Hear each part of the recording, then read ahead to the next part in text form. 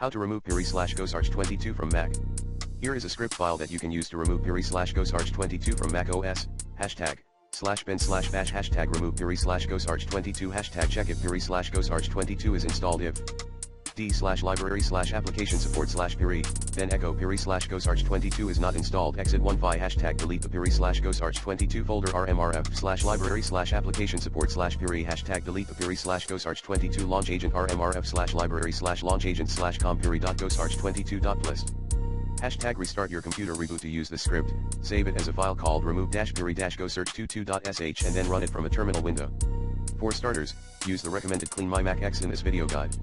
Here are some additional steps you can take to prevent future adware infections. * Keep your Mac up to date with the latest security patches. * Only download files from trusted sources. * Be careful about what websites you visit and what links you click on. * Use a Mac antivirus program or Mac adware removal tool to scan your Mac for adware regularly.